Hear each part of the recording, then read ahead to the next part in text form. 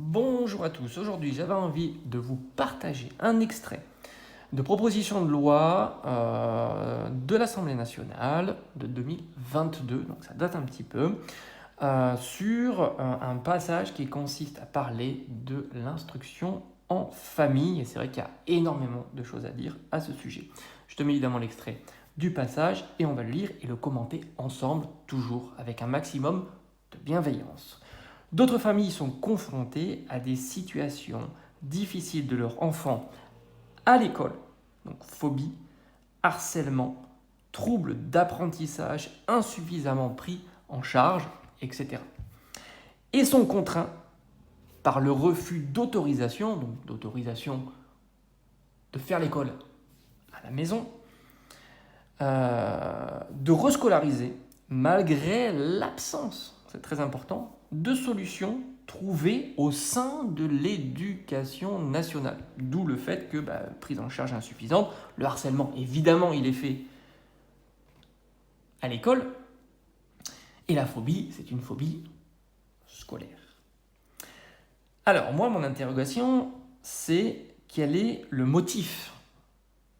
Le motif évoqué par l'éducation nationale, donc du coup par l'académie de référence, pour refuser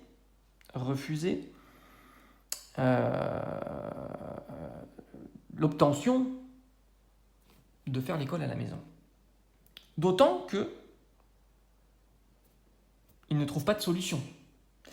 Et si je comprends bien, c'est les inspecteurs d'académie, inspectrices d'académie qui sont chargés d'étudier et de délivrer cette autorisation ou non. Donc là, il y a un refus, malgré la défaillance de facto de l'éducation, et qui propose donc pas de solution, et qui interdit de fait aux parents d'utiliser une des solutions qui est prévue, qui est prévue, puisque il y a une obligation scolaire, certes, mais qui découle aux parents d'instruire leurs enfants, mais par la méthode dont ils souhaitent. Méthode scolaire, donc là c'est de plein droit, quelque part, mais aussi en demandant une autorisation qui est celle de faire l'école à la maison.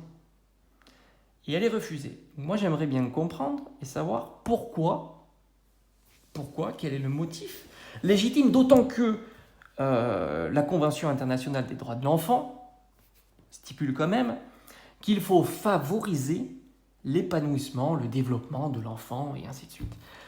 Donc là, encore une fois, quel est le motif, d'autant que l'éducation nationale s'oppose à la Convention internationale des droits de l'enfant.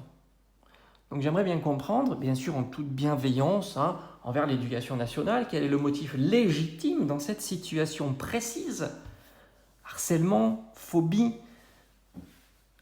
qui permet justement d'étayer, de développer l'argumentaire de l'inspecteur, l'inspectrice de l'académie qui a pris ces décisions, parce que évidemment, si c'est soulevé à l'Assemblée nationale pour mettre en place une proposition de loi, c'est évidemment pas anecdotique, et c'est que c'est quelque chose qui semble être récurrent.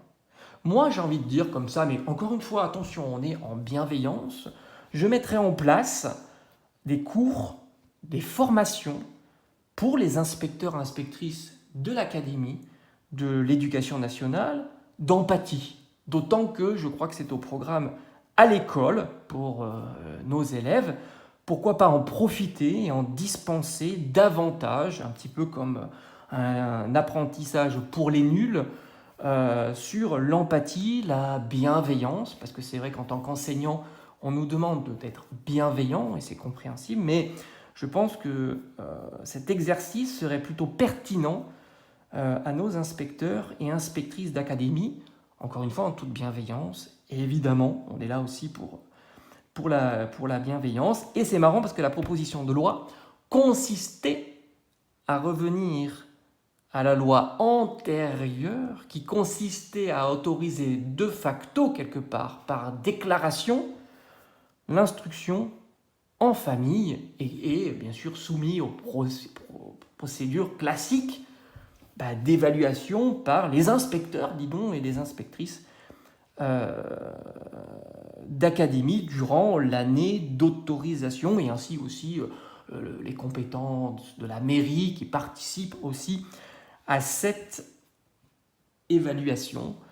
Donc c'est marrant de voir que il y a eu une proposition pour rétro-pédaler quelque part, parce qu'il y a un dysfonctionnement majeur, d'autant qu'il y a certains chiffres qui sont aberrants dans certaines académies, même sur des parents déjà dérogataires par le passé, se voient refuser l'année suivante 50% de temps en temps, alors qu'ils ont des rapports d'inspection nickel, magnifiques, très très bons, mais qui leur disent non,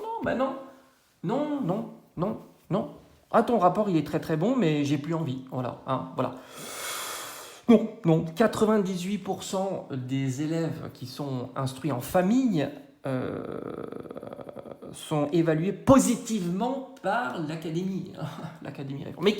Mais attention, ça n'assure pas évidemment la reconduction suivante, puisque de temps en temps, comme ça, par le désir, mais en bienveillance toujours, des inspecteurs et des inspectrices d'académie qui décident, faut croire, changer d'opinion, peut-être au sens du vent, ou, comme diraient certains, au doigt mouillé, on ne sait pas. D'autant que les courriers sont souvent prédéfinis, banalisés, contrairement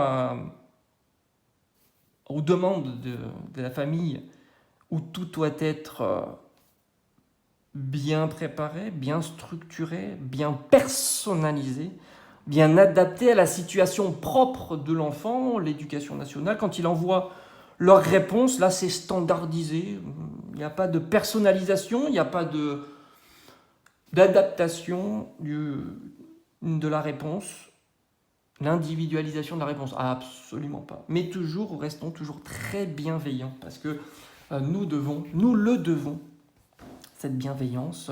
Donc c'est vrai que c'est intéressant. Alors si un jour un inspecteur, une inspectrice d'académie passe par ici, qu'il n'hésite pas à étayer les arguments qui pourraient expliquer comment une famille dérogataire dont l'évaluation est positive, qui remplit toutes les règles que fixe le droit à l'instruction, l'année suivante se voit refuser pour les mêmes conditions qu'il a été accepté.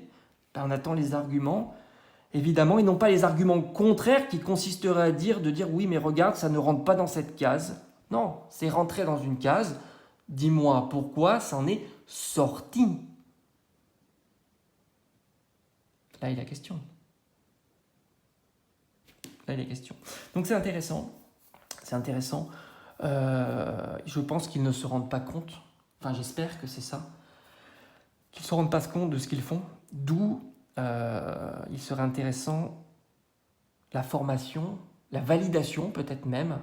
Il serait intéressant de savoir quelles sont les compétences pour être inspecteur, inspectrice d'académie, et peut-être mettre l'accent davantage sur les compétences d'empathie, de bienveillance envers les requérants, parce qu'il faut, dans un pays de droit comme le nôtre, on n'a pas le droit de choisir le mode d'éducation.